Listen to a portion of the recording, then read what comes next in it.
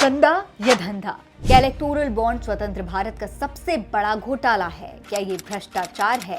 6 सालों से electoral bond होने के बावजूद सिर्फ 5 साल के आंकड़े ही क्यों दिए गए? एसबीआई ने सभी बॉन्ड डोनर्स का खुलासा क्यों नहीं किया?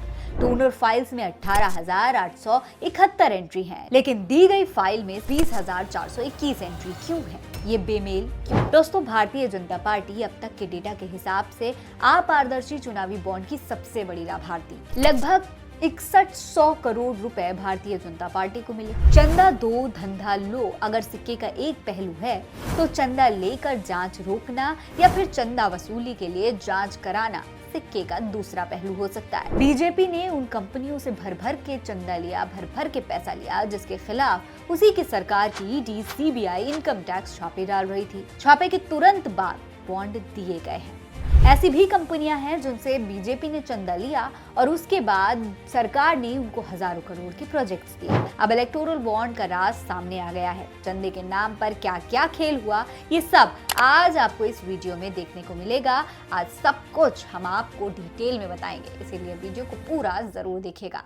और हाँ, आप वीडियो तो देख लेते हैं लेकिन चैनल को सब्सक्राइब नहीं करते, इसलिए आज चैनल को सब्सक्राइब किए बिना मत जाइएगा। दोस्तों, सुप्रीम कोर्ट के लगातार फटकार के बाद चुनाव आयोग ने इलेक्टोरल बॉन्ड का डेटा अपनी वेबसाइट पर जारी कर दिया, जिसके मुताबिक बीजेपी सबसे ज्यादा चंदा लेने वाली पार्टी है, जिसमें 12 अप्रैल 2019 से लेकर 11 जनवरी 2024 तक बीजेपी को सबसे ज्यादा 6060 करोड़ चंदा मिला। वहीं इस लिस्ट में दूसरे नंबर पर तृणमूल कांग्रेस है, जिसे 1609 करोड़, और तीसरे पर कांग्रेस पार्टी है, जिसे 1421 करोड़ मिला। हालांकि अभी तक ये नहीं पता चल पाया है कि किस कंपनी ने किस पार्टी को कितना चंदा दिया, लेकिन जो जानकारी अब तक सामने आई है वो बड़ी हैरान करने वाली है। इलेक्टोरल बॉन्ड केस आजाद भारत का सबसे बड़ा स्कैम बनता हुआ दिखाई दे रहा है, क्योंकि एसबीआई की ओर से कुल 22,217 इलेक्टोरल बॉन्ड बेचे गए और हर बॉन्ड के पीछे एक घोटाला है। तो अब इन घोटालों को भी आप जरा डिटेल में देखिए। पहला case 2 April 2022, future gaming and hotel services की 409 करोड़ रुपए की संपत्ति ईडी ने अटैच की।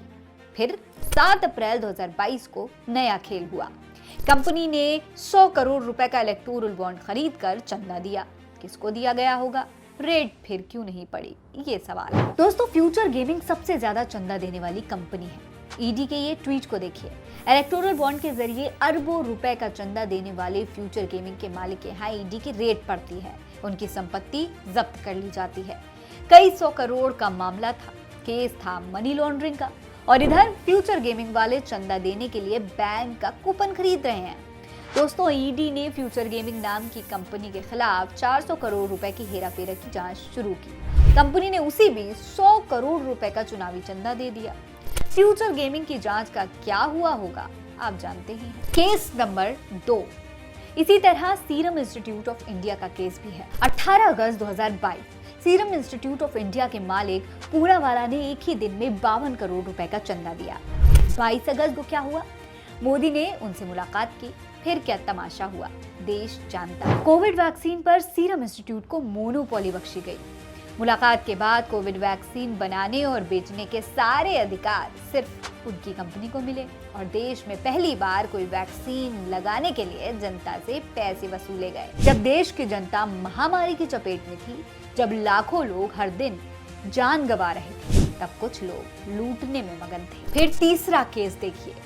मेगा इंजीनियरिंग ने करोड़ों का चंदा दिया।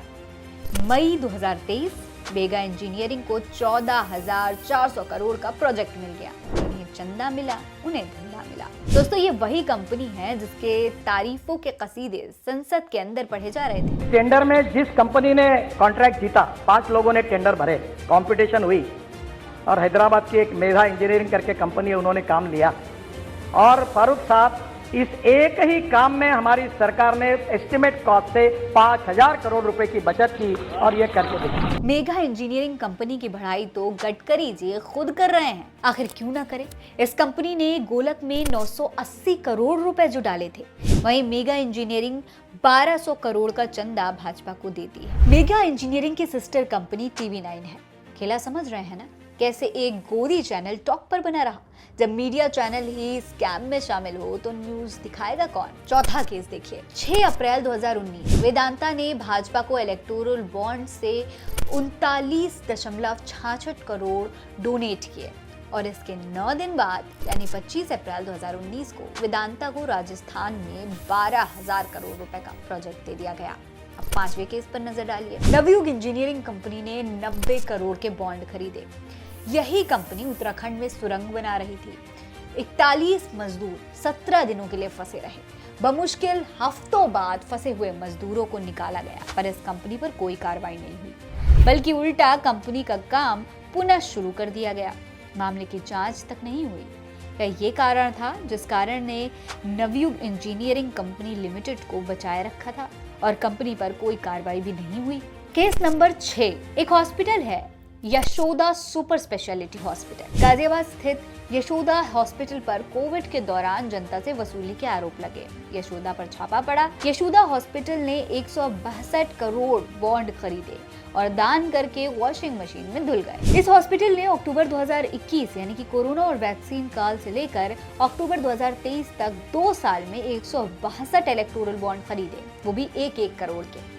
ऐसा क्या हो रहा था उस हॉस्पिटल में कि 162 करोड़ राजनीतिक दलों को दान में दे दिए और किसको दिए?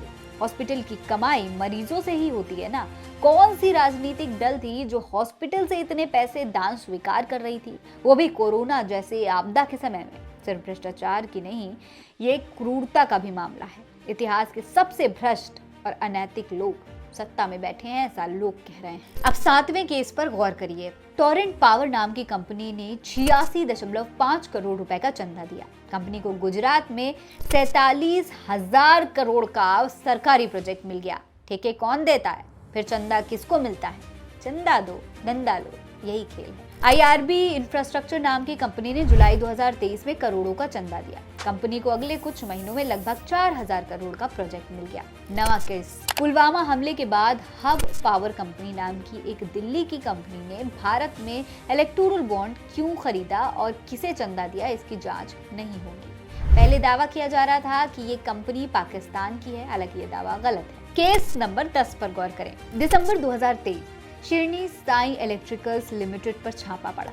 जनवरी 2023 शिरनी साई इलेक्ट्रिकल ने छप्पर फाड़कर चंदा दिया। हालांकि दोस्तों, SBI अभी भी खुलकर पूरी जानकारी नहीं दे रहा है, लेकिन अब सुप्रीम कोर्ट ने स्टेट बैंक ऑफ इंडिया यानी कि SBI को इलेक्टोरल बॉन्ड से जुड़े यूनिक अल्फा न्यूमेरिक कोड नहीं बताने के मामले में नोटिस जारी कर दिया है। इसी कोड के जरिए इलेक्टोरल बॉन्ड से चुनावी चंदा देने वालों और राजनीतिक पार्टियों के बीच में मिलान संभव होगा, यानी पता चलेगा कि किस कंपनी या फिर व्यक्ति ने किस राजनीतिक पार्टी को चुनावी चंदे के रूप में कितनी रकम दी है। सुप्रीम कोर्ट के मुख्य न्यायाधीश DY चंद्रचूड़ ने SBI से कहा है, हमने इलेक्टोरल बॉन्ड से जुड़ी सभी अहम जानकारी सार्वजनिक करने के लिए कहा था। इसमें बॉन्ड के खरीदार, बॉन्ड की रकम और खरीदने की तारीख शामिल है। बॉन्ड के सीरियल नंबर को आपने नहीं बताया है। हमने अपने फैसले में सभी जानकारी सार्वजनिक करने के लिए कहा था।